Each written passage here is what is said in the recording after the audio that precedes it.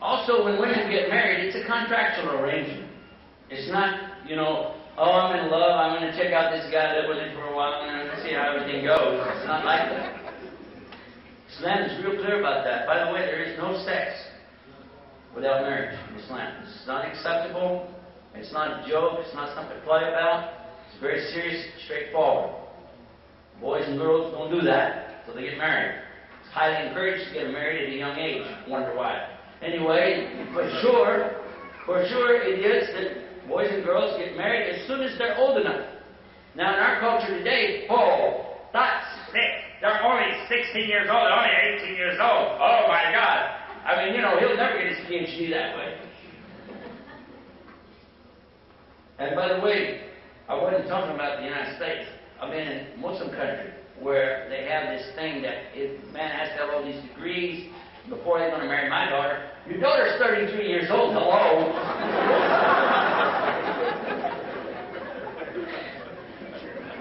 It's not funny. They're sending me email. They say, what do I do? I say, get married. I can. It's not in our culture. I said, move. Seriously. The other thing is, when you make the contract, let me give you the essence of the whole thing so you can get how that works. Because it happened in my own family. My daughter just got married, alhamdulillah, this year. It's a responsibility, and this is one of the things that a lot of people don't want responsibility. When they talk about freedom, what they really mean is irresponsibility. That's what most people, when they say, oh, freedom. No, what it is, you want to goof off. You don't want to work. You're lazy, shiftless, and, that's what you really want. You just want to lay around, watch television, and tell everybody what to do. But this is reality in Islam is a lot of work. You have to know your children. How are you going to know your children when all you ever saw is the back of their head while their wife was watching cartoons? How? An idea for the Western society, Saturday and Sunday are days to get double time. Or time and a half. You don't even think about your children. I did a program one time talking about how much will you sell me your kids for. And the parents didn't catch on where I was going until I asked them, well, how much today? Today, it was Saturday that day. I said, how many of you spent the day working? Everyone raised their hand. I said, well, how much money you got, that's how much you sold your children for because you turned them over to a television set or a babysitter or played school or just threw them out in the street. But it used to be in this country, where I'm from, hello, I'm telling you that parents used to spend time with their kids here. Before there was television, I remember my parents taking me out and doing great things. We had a lot of fun. We went on picnics. We went to the beach. We went and visited relatives. And my parents did another amazing thing. They talked to me. Actually, they talked with me. Not down to me. They would ask me things, and they would listen. And I was a little kid. But they showed respect to me, and I showed a lot of respect to them. Of course, if you didn't, they wrapped you in the mouth. Today, you can't touch a kid. They can put you in jail, take the kid away from you. One mark on a kid's face, they're going to school, what's that? My dad hit me. That's it, goodbye.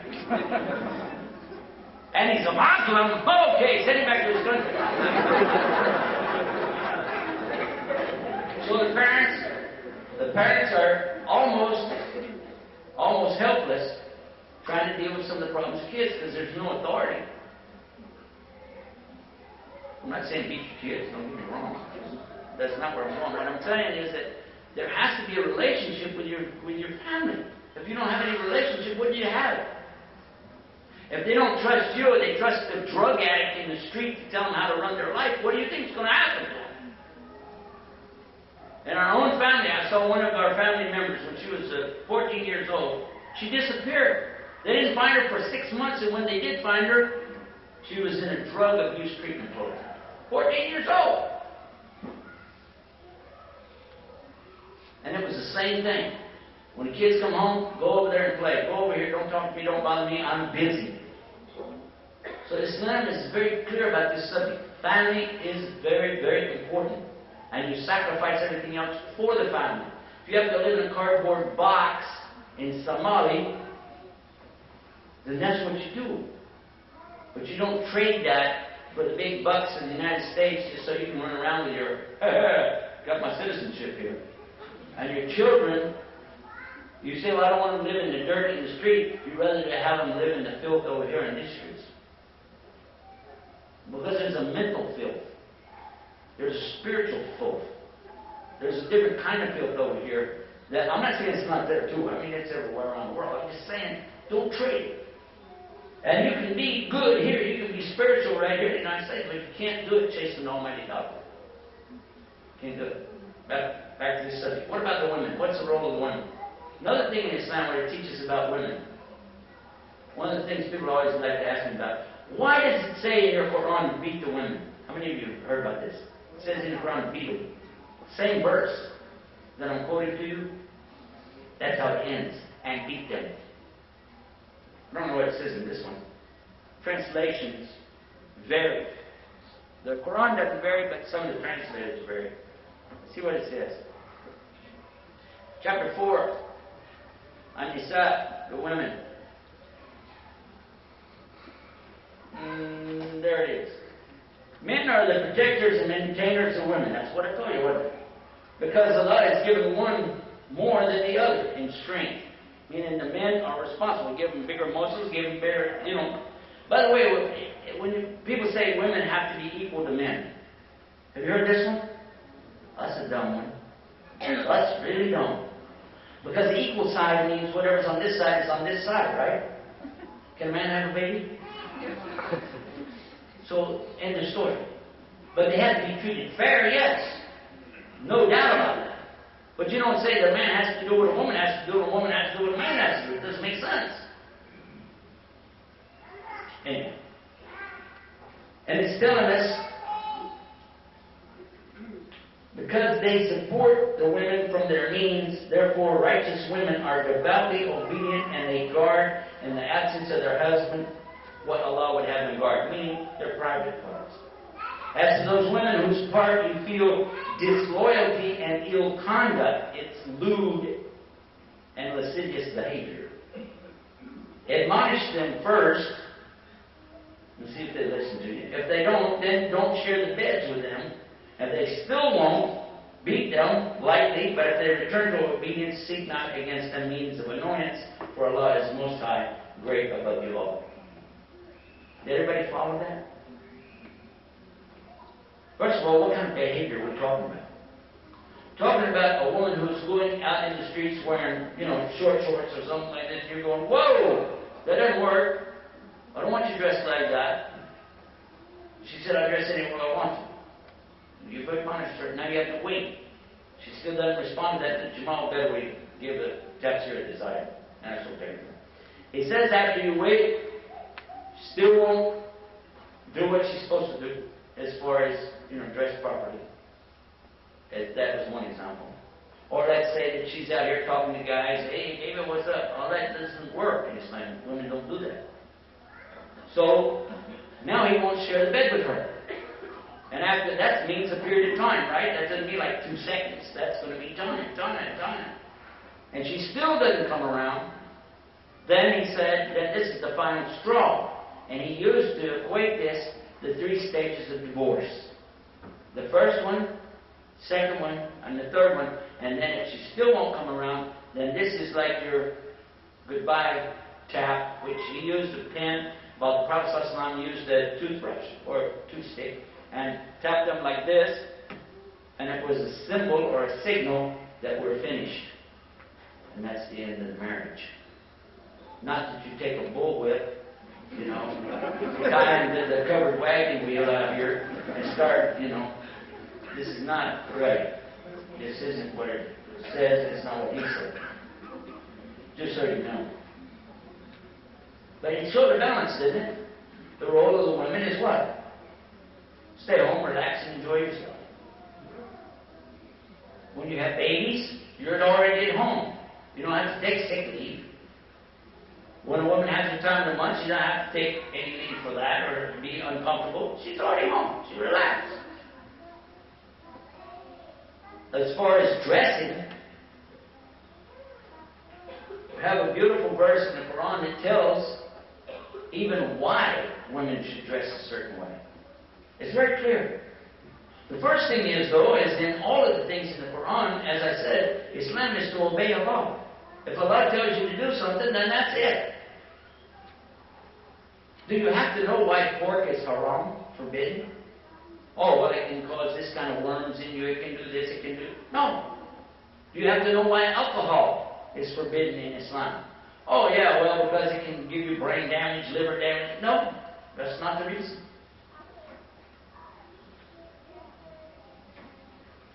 Because you can go back to what was the first sin. And this is the same for all three religions. What was the very first sin committed by a human being? Anybody remember? Some people said it was when Cain killed Abel. Well, that's not true. First sin comes when? What did they do? What did they do though? What was the disobedience? Did they stick up a 7-Eleven? They killed somebody? They did drugs? Huh? Try to take fingernail clippers on an airplane?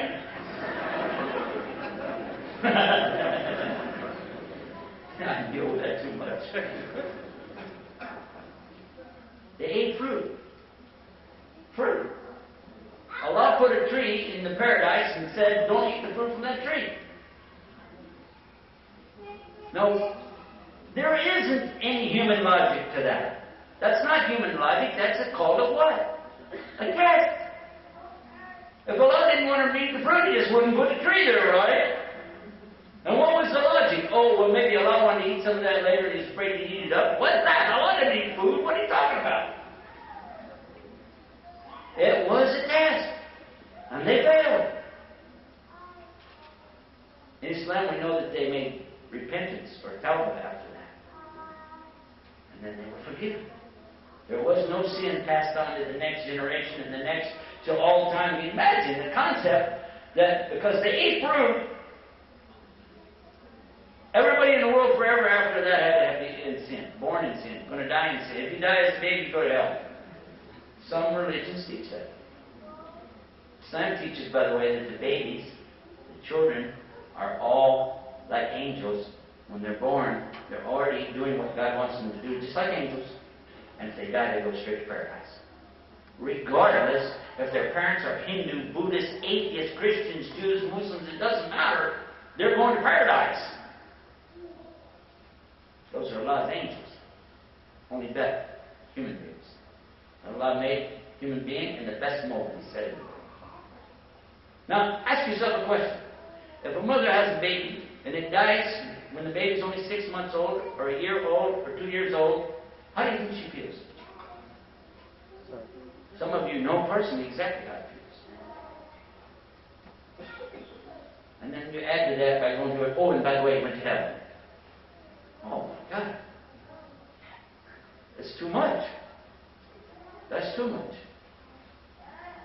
In Islam, there's this consolation that your child is with angels. Your child is waiting for you on the day of judgment. You're going to be there. And your child is in paradise making dua, crying to Allah, begging Allah, please Allah, don't put my parents in the fire. Let them be with me. Is that true or false? Is that Islam? Or which one do you like? I know which one I like. Anyway, your brother be sitting there with that kufi on. You know that? Hold on a second. No. I joined the club. There we go. Better? All right. Now you know which side I'm on. No, the thing about the family in Islam is that it's so important and it's such a big topic that we have a series that we did about this. I did 4 series in a seminar for women alone, just for the subject of women. It's 4 in the series. For the family, there's another one, and they're all videos, and they're all free. And what I want you to do really is, I'm going to end this right now with an ad for the website. Go to our website. Now we have 3 websites. All of them link to each other, so you don't have to remember all the names. But I'll tell them to you, and you can just remember one of them and link you to the other. Islam, tomorrow. Islam, yesterday. And Islam, always. If you go to the one that says yesterday, that's what all the videos and audios are. It's very easy to follow through on it. Then you can go watch these, you can download them, you can copy them, you can make CDs, give them out to folks, do whatever you want, they're free. I just want to end it by saying that the subject of the family in Islam is the most important after the right belief and law. And I would love to encourage all of my Muslim brothers and sisters and all of our friends who are looking at Islam to consider the importance of the family, because without the family, what are you? You wouldn't even be here today. So I thank Allah for giving me parents. And I thank Allah for letting me have the family that I have. And especially 13 years ago, when Allah gave me the big family of 1.5 billion brothers and sisters in Islam. And that's also the family in Islam. I thank Allah for all of that. And I thank all of you for being here tonight. And don't forget to pick up your gift on the way out. And if you want to help our cause, that's up to you. But we always ask non-Muslims not to donate anything, because there's nothing for sale here. The Muslims, you're free to do that. But the most important thing of all is, please pray for us. You know and I know how much hardship that all the Muslims are under right now, especially those that are trying to tell the truth about Islam. You know what happened to Yusuf Estes just a few days ago? Maybe some of you know the same thing happened to me the week before when I was on the way to Bahrain. They pulled me off of the plane in Baltimore and give the same kind of illogical statements. Alhamdulillah, I got to go on another flight out. I'm just saying, you know there's a lot out there that needs to be done. And for those who are trying to do it, I ask you, at least pray for us. Pray for us and ask Allah to show the truth to the people before it's too late. If there's anybody here tonight that's never made Shahada, but they believe there really is only one God, and it's the God of Abraham and Moses and Jesus and Muhammad, and you want to do that tonight, you're most welcome. All you got to do is just say it, and that's enough. That saying on the day of judgment can be your salvation. You can watch on that program that I told you about and see 135 people do exactly that. It's real simple. You just say, I bear witness there isn't any God to worship beside God. He's the only one worthy of my worship, and I bear witness to the message that came with every single prophet, starting with Adam and ending with Muhammad. And that's all it takes. It's as simple as that. Jazakumullah khair. May Allah subhanahu wa ta'ala guide you, keep you strong, and bring us all together again for His sake. Amen. Assalamu alaikum.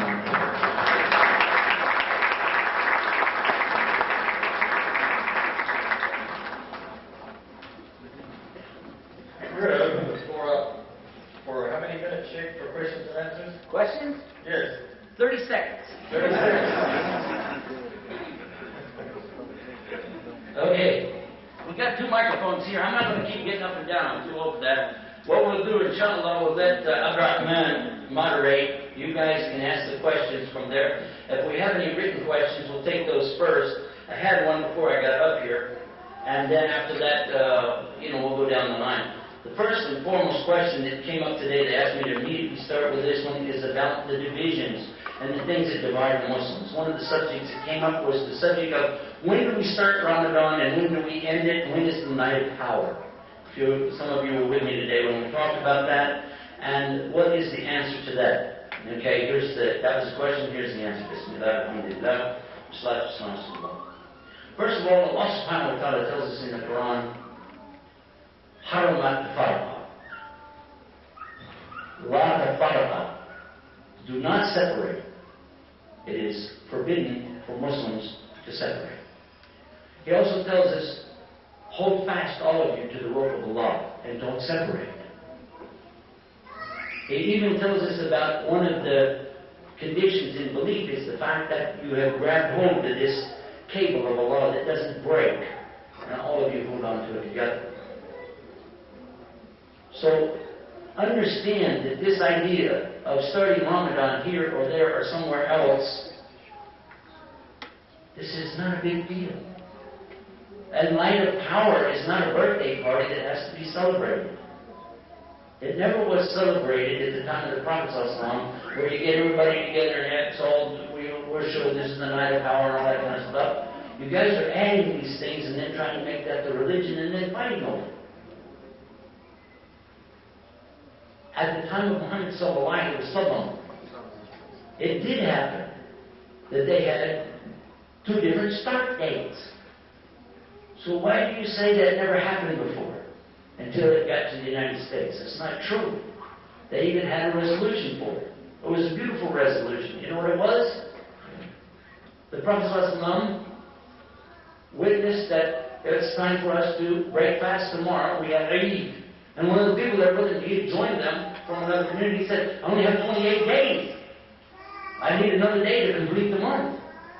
He said, celebrate the Eid with us tomorrow and then fast the next day. Simple as that.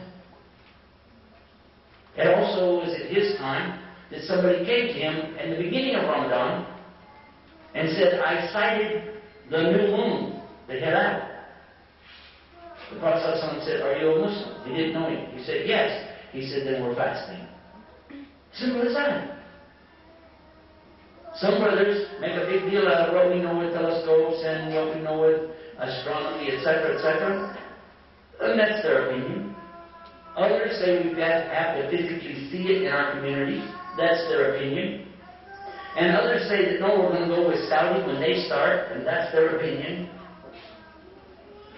And the way you can resolve it is real easy. Either do what he did, do what I did. You know what that is? Go study Islam for about 10 or 15 years, or take advice from somebody that did it. Too many amateurs trying to tell us what's Islam. That's wrong. If you have an imam in your community and he tells you this is when we're going to start, that's when you start. Is that easy? And when you're with somebody else's community, keep your mouth shut. And follow what Rasul said. Man kana yu'minu billahi wal yawmil akhir yaqulu khayr aw yasmut. Let the one who believes in Allah on the last day either say good things or keep your mouth shut. Okay, now that I got that off my chest, I feel better. What's the next question? Before we go to the next question, somebody lost a set of keys. Somebody tonight lost a set of keys? MashaAllah. Is this the lost set of keys? Alhamdulillah. So if you have it looks like you might own a Honda, not that I'm doing any advertising tonight, but if you own a Honda and you like it. Okay. The next question here says, may Allah reward both of you for your efforts to spread Islam. I would appreciate it if you would remind the Muslims in this room, male and female, that they need to go back to Islam by behaving the way of our rightly guided predecessors. Many people converted to Islam just because they came in contact with the Prophet's companions. Please remind them that people, Christians and Jews, will become Muslims if we Muslims go back to Islam. Okay, you just did that. Alhamdulillah. Next. Okay, alhamdulillah. Let's stay with questions, okay? I know, I appreciate everybody's attitude, and you know, if you got something to say, though, let's rent a room and do your own thing. You're right, but let's keep it on the subject for family. By the way, This is a family question, Sheikh. good, bring it on. I'm a girl married with a Muslim, but I'm not Muslim. Yet we have different cultures. It is not easy for me. How can we deal with this? Do I have to be a Muslim? Nobody has to be a Muslim. Nobody. Nobody has to be a Muslim. Allah said in the Quran, after He describes Himself, who He is and who He isn't, in Ayatul Kursi, the very next words, أعوذ بالله من الشيطان الرجيم لا إكراه في الدين قد تبين الرشد من الغي فمن يكفر بالطاغوت ويؤمن بالله فقد استمسك بالعروة الوثقى لا انفصام والله سميع عليم. Allah tells us very clear that after you know who He is and who He is not, then Ayatul Kursi is a beautiful way to learn about Allah. It's verse number 255 in Surah Baqarah, chapter 2. Allah tells us that there is no compulsion in deen. Deen means your way of life. There's no compulsion. In fact, Allah doesn't even want you unless you want Him. You can't fake it. Allah will never take it. I suggest to the women who are not Muslim, in a non-Muslim environment, don't marry one. Unless you're willing to keep an open mind and an open heart and consider Islam from the beginning. Otherwise, you're going to be miserable, he's going to be miserable, and your children will be miserable. And eventually you're going to wind up calling the INS and trying to get them deported.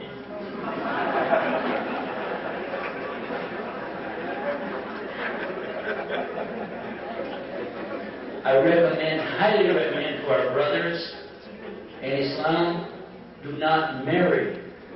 In a non-Muslim country, do not marry these girls who don't like Islam. Because if you do, they'll turn you against your own parents, against your own religion, and eventually you might say, well, I'm neutral, I don't care about religion. A lot of brothers do that. They say, I don't really care about religion. Eventually you will. That's just the nature of a Muslim. You can't stay away from Islam. Things will happen, and you're going to say, I want my kids raised as Muslim. That's not fair to her. Those are her kids too, aren't they? Aren't they?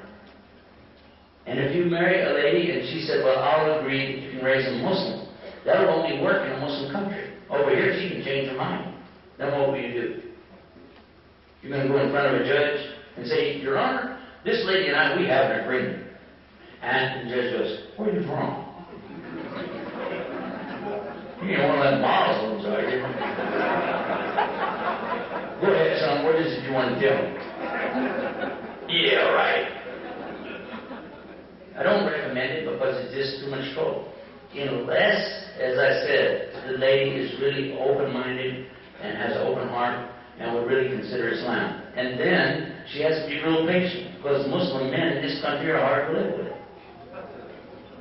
We are not easy to live with. My wife tells me that every day. And by the way, nobody asked this question yet. How many of you have 4 wives? Raise your hand. Anybody here have 4 wives? Now, listen real close. Did you hear the men laughing? And the women are over here looking at them like, go ahead.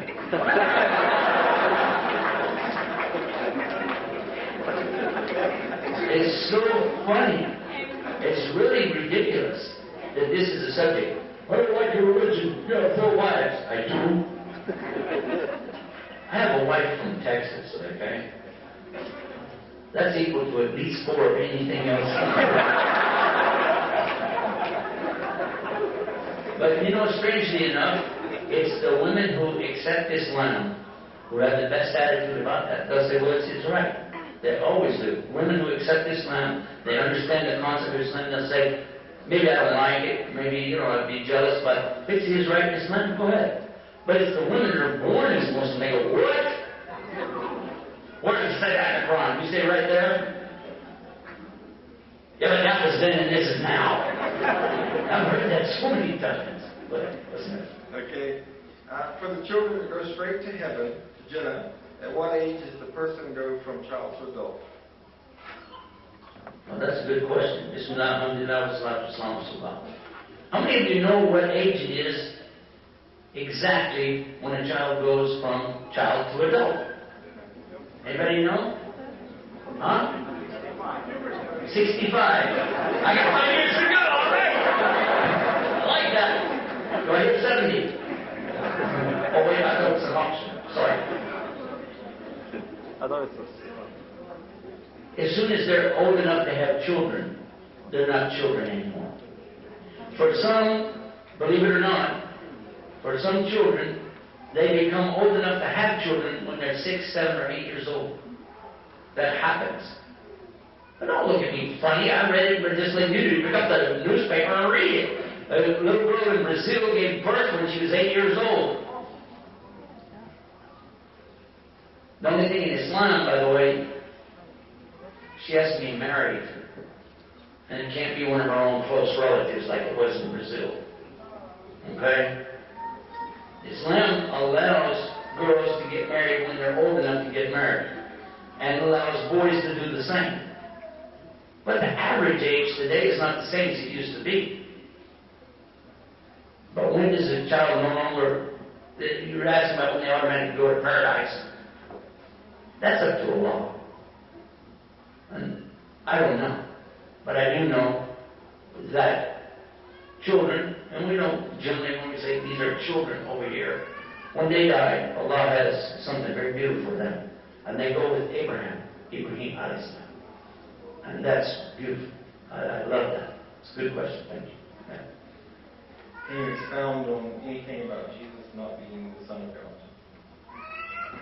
That's really a stretch trying to call that a family question, calling him Son of God. That's stretching. You want me to really talk about that one? I think not. Let's stay with the family. Let's stay with the family. Okay, for our young, what is your advice for the parents to do to ensure the young remain Muslim? That's a very beautiful question. What should the parents do to ensure that their children will stay as Muslim? First, establish a Khalifa, Islamic State. That's number one. And if you can't do that, then try to go to a country that has the most Islam. And if you can't do that, then try to be in a community that has the most Islam. And if you can't do that, then you're pretty much in the same boat as the rest of us. Because that's pretty much what it is. I recommend being in a place where they can hear the Adhan 5 times a day. That's really helpful. It's an encouragement. I just came from a country of Bahrain. 5 times a day you hear the Adhan, and it's hard to just keep working when you hear, everybody's going to pray. Let me stop this and I'll go make the prayer and take your children with you. But if you're over here, it's not that easy. In fact, when you go to work over here, you don't see your kids again until after dark usually. That's hard. But the best thing is to be with your children and they see you as the example. So does it mean you have to be a good Muslim? The biggest enemy to your child can be you. Because if you don't follow Islam, but you want them to do it, you're teaching them this word in Arabic, nifaq, which means what? Hypocrisy. And this is really bad. This is the worst of the worst people in the hellfire, or the munafiqun. So may Allah save us from that. I highly recommend, first, be a Muslim and be married to a Muslim. And then when you have children, they can look at you and say, this is what my parents do, that's my example. And you sit with them and you talk to them and you encourage them and you nourish them, and it's a lot of work. Well, that's all this life is for. This life is not to where you get rich and build big houses and have fancy cars and have a big title so you can run around and tell everybody else you're better than they are. That's all anti-Islam. This life here is about worshiping God and having a good family and being responsible in the community. Well, none of that is easy. It's all hard work. But it's got a big paycheck. If you do it, the next life is unbelievable. It's worth it. It's a lot of work, but you got to do it. There's no simple answer. There's no little pill that you can take and your kids are going to come out great. Part of it, the Muslim school. Part of it, the curriculum. Part of it, time that you spend with it. Part of it, the example that you set. But all of it together equals what? The whole life, from the time they're born to the time they die, and also from the time they wake up to the time they go to bed. In Arabic, it's called deen. It's the life. In the deen, in the Wahid, Islam. Okay. I have 3 adult sons who are non-Muslim but have studied Islam. Do I continue to give them dawah when I can, or should I allow them to learn on their own? بسم الله الحمد لله والصلاة والسلام على رسول الله. قال الله تعالى في القرآن الكريم: أعوذ بالله من الشيطان الرجيم. كنت خير الأمة أخرجت للناس تأمرون بالمعروف وتنهون عن المنكر وتؤمنون بالله. وقال الله وتواصوا بالحق وتواصوا بالصبر. Allah subhanahu wa ta'ala, God Almighty, over and over and over in the Quran, has emphasized the importance of us living, breathing, eating, and sleeping as those in submission to Him, following His commandments. And as such, calling other people to do the same thing. From the time you're born to the time you die, you're responsible to give the message to the people. You're not responsible for them accepting it, but you're responsible to deliver it. If they choose not to open the door, that's their choice. But you must constantly try your best. Well, there are two types. The word is called da'wah, with in it. Da'wah, not da'wah. Da'wah. And the other one is du'a. And the way the Shaykh explained it to us, he said that it's like a farmer planting seeds. You spend all day long planting seeds, and then you spend all night watering them.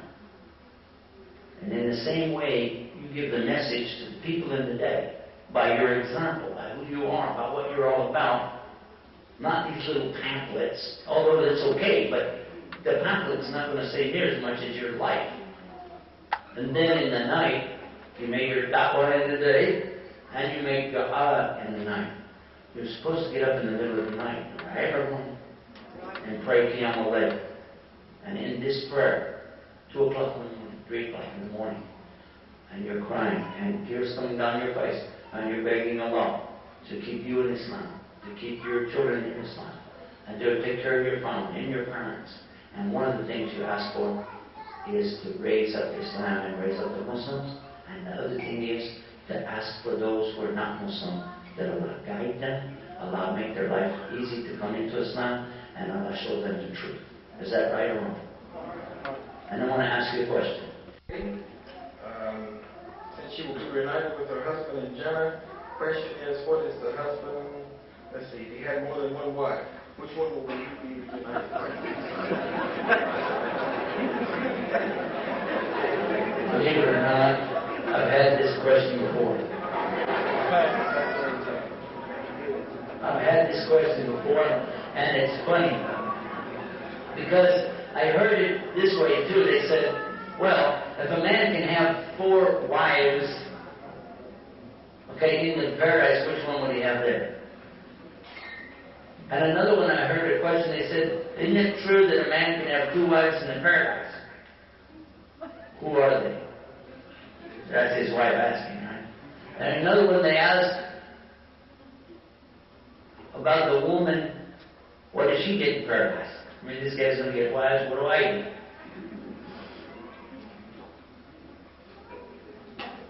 How many of you know what you're going to look like in paradise? Anybody know? Anybody know exactly the full description? Huh? Okay, we'll be bigger than we are here, yes or no? Okay. Be bigger. A lot bigger? Yeah. Who is going to be bigger in the next life? Non-believers or the believers? They're not the same size. Which one's bigger? The non-believers are bigger? How many say the believers are going to be big? Raise your hand. How many of you know the real hadith and know better? Yeah, the non-believer is going to be the biggest.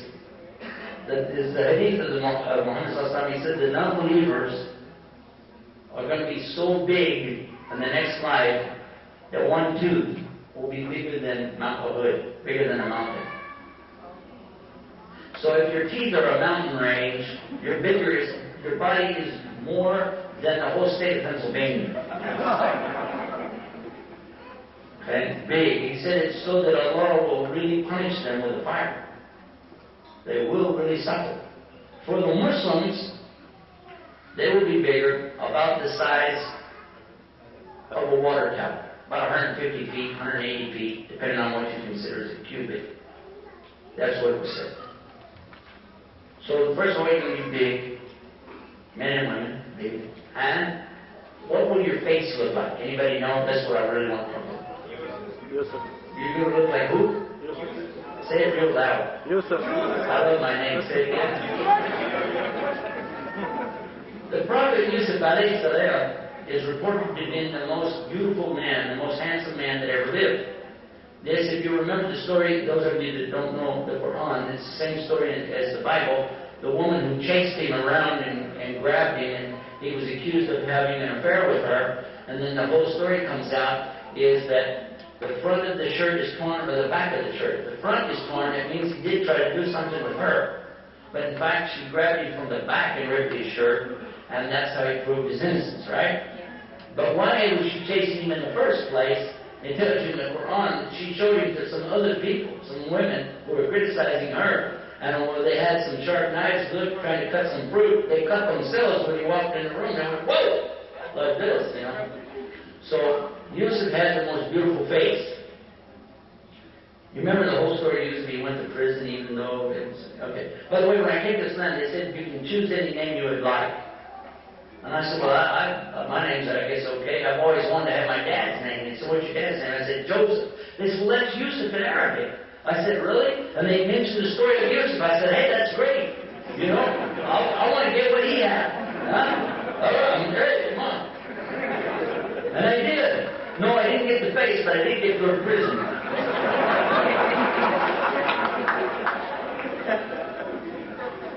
Prison chaplain. Next question. See how I got to that one? That's right. Record. Go ahead. I don't know. Is it right for a married couple to grow up and starting a family because of thinking that if they have a child, they will not be able to afford it? I already mentioned that in the talk. I mentioned that Allah said in the Quran that you don't kill your children out of fear that they're going to share your food. It's really bad. And some types of contraceptive don't prevent birth. They just kill the baby when it's really brand new.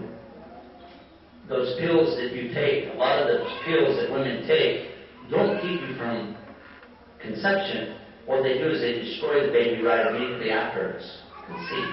When it's still the alaq. And Allah mentions it in the Quran and Surah. It talks about this. Now, some women don't know that. Some do. There are other forms of contraception that you can use. And it's not haram in Islam to use contraception, according to some of the rulings that I've read. However, you will not stop somebody from being born if they're going to be born. And I'll call your attention to the thing that Jewish don't agree with this subject, but the Christians and Muslims do. We agree that there is such a thing as miracle birth, right? So a woman can get married, a woman can get a baby even though she doesn't have a husband. I'm talking about Miriam alayhi salam. I'm not talking about something out in the street. And I'm saying that, you can tell we work in prisons. We talk real rough, don't we? I didn't just not realize that. Sorry about that. But what I'm saying is that if you're going to have a baby, you're going to have a baby. And you shouldn't gear your life all about money. Because if that were true, what if your parents had done that and you weren't here now? Think about that.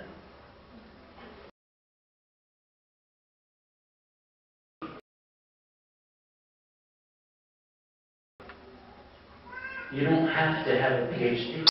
You don't have to have a big house.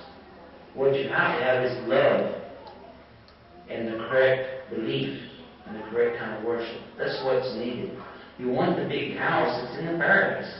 You should hear the descriptions of the beautiful house for the women in the paradise, and the jewelry and the clothes and the things that they're going to have. I've seen women get really excited to come to Islam just understanding how much better it is than this place. So focus on that and don't focus on the other. And having children is in itself a reward, and it's also a blessing for you. It's something that really fulfills your life as a human being. In other words, stop being so selfish. Think about the child. Let them get into the world like you. And then maybe they'll help you become a better Muslim. It's just advice. Right. My friend is married and her husband lives in a different country because of the immigration situation. They cannot live with each other, and so the family, she has ask for a divorce. It's been $100. I'm really sorry about that. That hurts. I recommend, in this case, that they get counseling from somebody that can know both of them and give them advice. Because if I say anything on this case from here, and I don't know his side or anything else, I'm liable to give a whole wrong opinion. I prefer in this particular situation that she goes to somebody with knowledge and get him to do the same and let them try to see what can be worked out. Because talaq or divorce is like the last resort. It's permitted in Islam. It's not forbidden, but it's highly discouraged at all costs. Don't be in a hurry to get a divorce because you don't know, maybe Allah got something planned for you. It's not a good idea. It's not ever a good idea to put that as like the easy way out. Try to work it through if you can. Allah knows best. May Allah make it easy for you, sister. May Allah subhanahu wa ta'ala make this something that will help guide you closer to Him. Ameen. When there is a divorce, at what age does the father have the right to take care of the children if the child is a boy? This question, you have a problem when you get into these subjects here in a non-Muslim environment, because one of the things you have to understand in a non-Muslim environment that there are laws already here that don't match Islamic law. So if you get married here in this country and you do it sort of under their laws and you try to practice another law, one or both of the parties involved can go to the courts and say, hey, I don't like this. Now, if you're married to a lady, she's not a Muslim, and she wants to go to the court and use the court, there's not a whole lot you can do. But if you're both Muslim and you want to go by Islamic law, the problem you've got here is that, okay, you say you're the father of the child, but are you really the father? I want to know, why did you get a divorce to start with? I want to know what's going on in the family. Because a judge in Islam is also a family counselor. He's also a psychologist. He's also, somebody who cares about the outcome of the child. We don't have the same thing in Islam that they have in the courts here, where it's just that one lawyer here, one lawyer over there, and you put the two lawyers together, and you try to sort things out. You don't really care, because it's not about that. So again, I'd have to know the case. I want to know the father, I want to know the mother, I want to see the children. There's no decision coming out of this mouth on this subject like that. I prefer they go to somebody with knowledge, sit with them, and see what's best for the family. Inshallah. May Allah make it easy for the family. May Allah subhanahu wa ta'ala make it easy for the children. Ameen. In light of the time, I'm just going to take a few more questions, and I am trying to keep the questions to the subject of the family. This says that, what does Islam say in the following situation? I have a son that is 15 years old and has decided he never wants to marry. Wait, he's 16. Next question.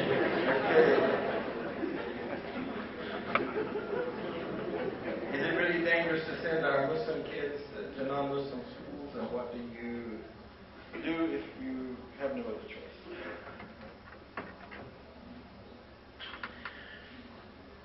In 1994, I had a masjid in a military base, Life Air Force Base, and I met a sergeant in the Saudi Air Force, worked at the Azan office. And the day I met him, he came to me and he was a good speaker of English, and he said to me, this is the best day of my whole life, I'm so happy. And I said, why? We just met. He said, because today I put my son in American public school. I said, why don't you put him in the toilet? And he said, no, I said, this is the best day of my life because today I put my son in American public school. I said, I understood you. He said, well, you didn't understand my English. I said, I understand your English.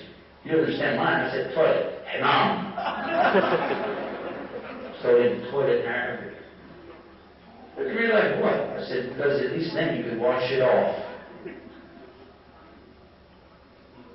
I never said that before. That's the first time it just came out of my mouth, and I was thinking, that's weird. He didn't take my advice, which was basically don't do it. Next time I saw him, he came to me, he said, oh, I got a big problem. I said, okay, what is it? He said, I took my son to public school today. Guess what? He came home, they want to change his name. I said, why? They want to change his name to Fred. I said, Fred? What's his name?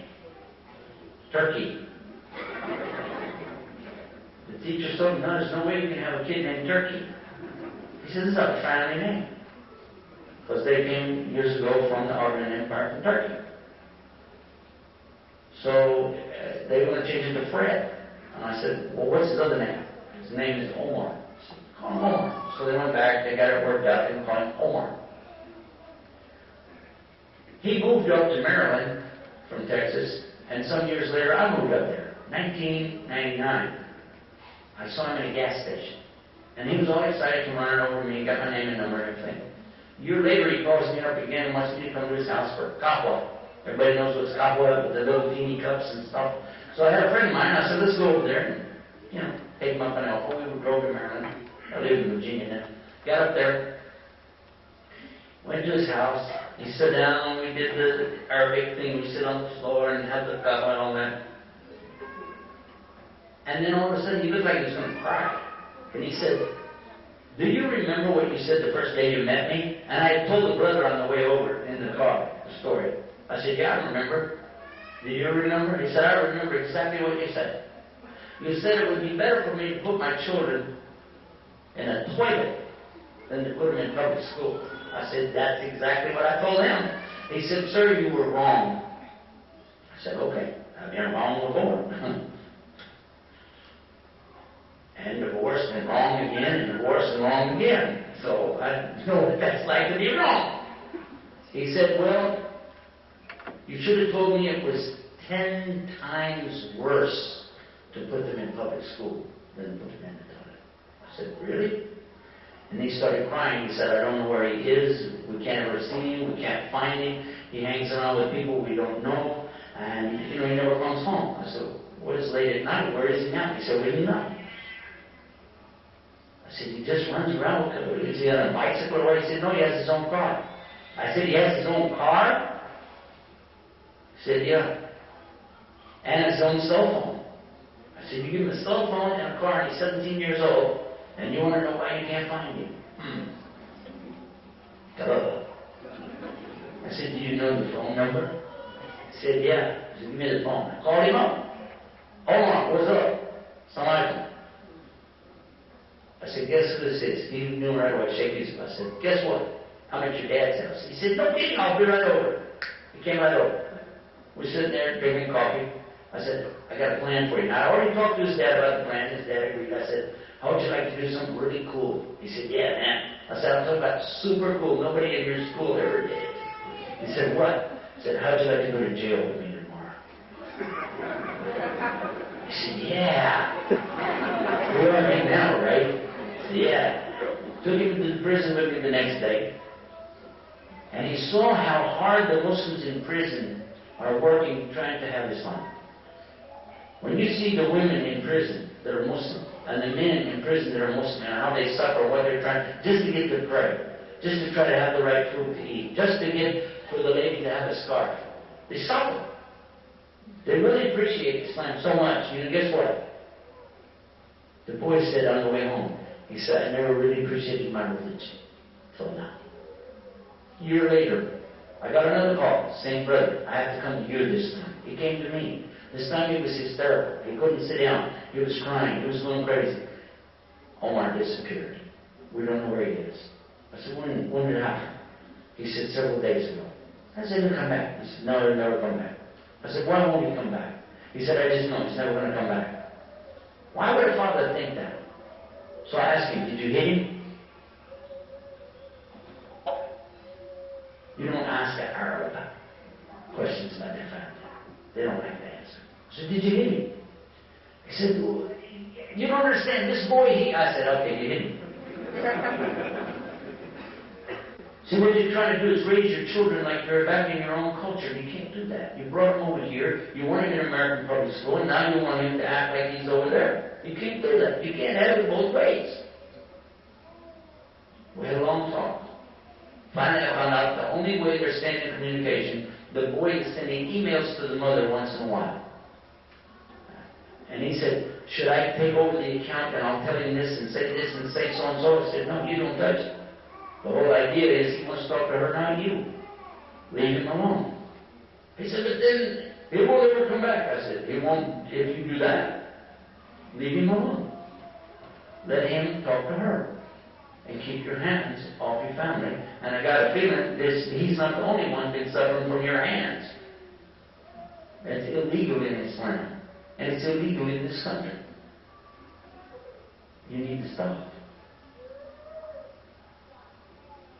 Okay. Let's fast forward to the next year.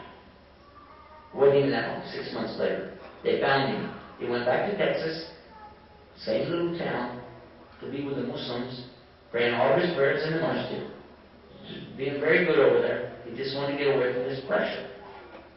And the last time I saw them, alhamdulillah, everybody's fine. Everybody's okay. Who needed to make all the adjustment and fix themselves was the father, not the son. And it worked out. I'm saying that the school isn't the worst thing. It isn't the worst thing. It's even worse. Worse than the toilet is the parents who are trying to live their culture like they're somewhere else. If you're here, you need to find out what's going on here. It's not good reality. And besides, some of the cultural things in these countries is no good anyway. It'd be better for them to throw that away too, or even there. We have Muslim schools right here. I saw 2 of the best ones right here today. I visited them myself. They're great. I don't understand what your problem is. If you have to put them in a non-Muslim school, choose a Christian school. I don't recommend public schools. I spent most of my school life in public school. And my mother taught, my father taught. But all of us said the same thing. It's a toilet. And it's worse today than it was 30 years ago, and it was so bad 30 years ago that my mother quit. She quit. She just got fed up after so many years. She said, I just can't. It's worse than it was. In this country, even the Muslim schools can be a problem if you don't have good teachers, good curriculum. What I did with my 2 daughters, we homeschooled them. And I found out you have that capacity here too. That one of the schools has homeschooling, that you can go and visit there and take their homeschoolers there and take advantage of that. And I don't think it costs any money. That's just very nice. But all of this requires sacrifice from you. Your time, your money, and your effort. And that's the biggest thing. You're lazy. And your kids aren't worth very much to you, so you don't mind dropping them in public school because you want to use your money to buy a bigger car. And I know I hurt your feelings, but I love your kids maybe as much as you do. And I'm just trying to wake you up to what's valuable in your life. Spend your money on your kids, not on your cars. Because they don't know the difference if you got air conditioning or not. What they know is whether or not you're spending time with them and what's the quality of that time. So you spend time, you educate them, and quit blaming it on the teachers. It's not their job to raise them, it's only their job to tell them that 1 + 1 = 2. But you teach them what to do with that or they get it. I know I used a long time on this, but it's one of my pet peeves. And by the way, if you ever do any fundraising for your school, I'm the first one to help you get that done. Because it's the most important thing that we can do. I think more so than adding more mosques or more, Islamic centers and so on, is the first line of defense is our own children. And if they're in the street doing drugs, if they're in the streets doing prostitution or who knows what else, then what is the benefit of these mosques and these Islamic centers? Nothing. So this is my advice. If I make you mad, I'm sorry. But I won't take it back, because that's how I feel about it. May Allah guide all of us to teach and instruct and care for our children better. Ameen. We've had a number of questions about polygamy, and the Sheikh has addressed that subject. We've had a number of questions about divorce, and we've still got some more. But we're going to move on to the last question, and then I have an announcement because it's late. This question says, I am a Muslim. My parents and relatives are not Muslims. Do I attend their weddings and religious ceremonies? And there were several questions similar to this. How do I deal how do I deal with a family that's not Muslim? Bismillah, alhamdulillah, wa salatu wa salam ala Rasulullah. Allah. The questions that you refer to, polygamy, there is no polygamy in Islam. Never was. It's called polygyny. There's a difference. Polygamy means women and men both can have multiple spouses. Polygyny means only the men. Get that straight first. Second of all, it came as a way to limit which had no limit before. And what it was to restrict the number because the men had so many wives, they had to divorce them. They did not run out on the street and go, "Oh boy, we can get some wives." Read the real history of Islam and don't try to equate what they did to what we do today. And by the way, also, all relationships in Islam have to be legitimized. It can't be, got this little thing on the corner over here, this little deal over here. No, this doesn't work in Islam. Marriage is what it's all about. And legitimate children is what it's all about. It's very important. A man may have more than one wife, but it very clearly states in the Quran, and another limit, you have to treat them equally. And I'm going to ask you, when you're already working 50 to 60 hours a week now to try to keep payments up on that illegal house that you got on riba, which is illegal in Islam, and paying for those 2 cars, how are you going to add another wife and add another 100 hours on what you do every week? That's ridiculous. It's not even really a subject. As far as the subject of attending these functions, a function is one subject, but worship is another. 4th of July, as an example, is not worship. At least I don't think it is. It's not supposed to be. So if you attend it or don't attend it, it's like Pakistani Day. You can attend it or not attend it. It's there.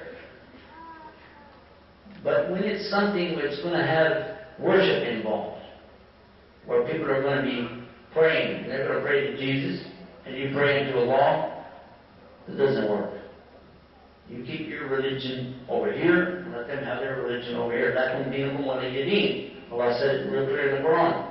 You don't go in their church and try to convert them.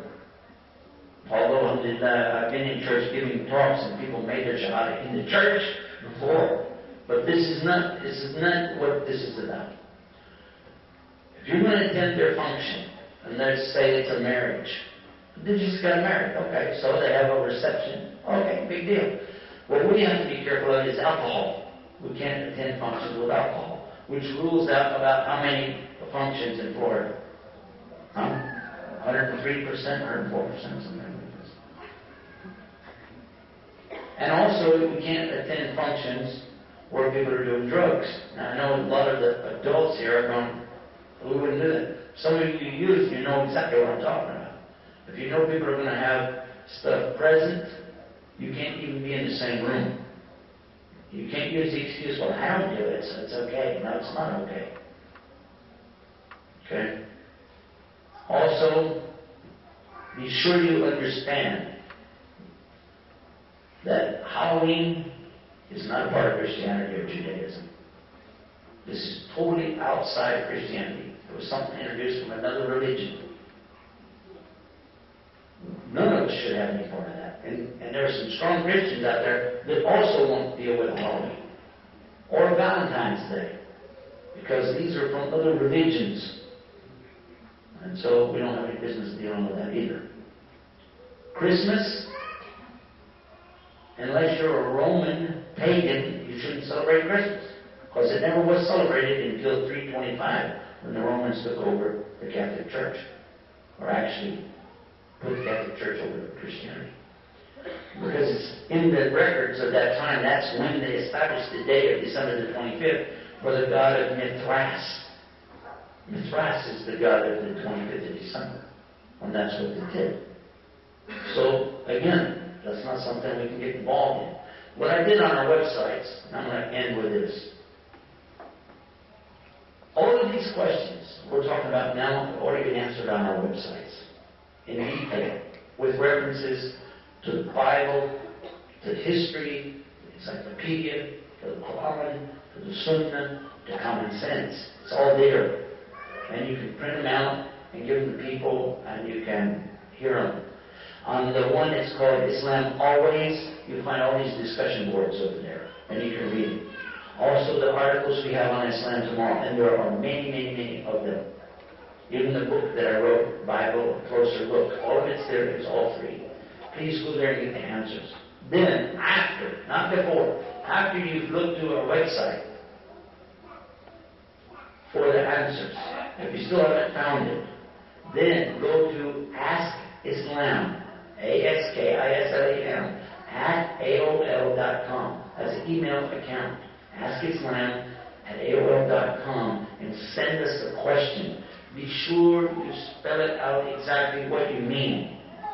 Don't give me the history, don't tell me anything personal, but tell me the story enough I can get the idea, and we will try our best to send you back a full and complete answer if we haven't already answered it. We'll try to direct you to where we have answered it or provided for you. And that's the best we can do on it. I make mistakes because I'm human. So I'm going to ask you to pray for me that Allah guide me to do better. And I want to also mention in closing that I love you for the sake of Allah. Those of you who are my Muslim brothers and sisters, I love you for the sake of faith. Those of you who don't accept Islam, I still love you as human beings because all of us came from Adam and Eve. So we're all human beings, therefore we're all brothers and sisters in humanity. I just pray that Allah make us all brothers and sisters in faith before we die and it's too late. Amen. Thanks for coming out. Thanks for having me be here. I look forward to the next opportunity. Assalamu alaikum. I've been asked to announce that the American Muslim Alliance will be having their 9th annual convention September the 25th from 2 p.m. until 11 p.m. at the Woodland Resort, Orlando. That's 8001 International Drive, Orlando. The tickets are $50, and if you would like to contact Brother Shahid Usmani, 407-876-5862. You got a free advert. I'd like to thank you this evening for coming to How to Be a Muslim Family in USA. I would like to thank those who hosted the event, who sponsored the event, and most importantly, for the pleasure that Allah subhanahu wa ta'ala gave me to be reunited with Brother Yusuf and to be here with you tonight. I love you for the sake of Allah, and I love you for loving me for the sake of Allah. Assalamu alaikum wa rahmatullahi wa barakatuh.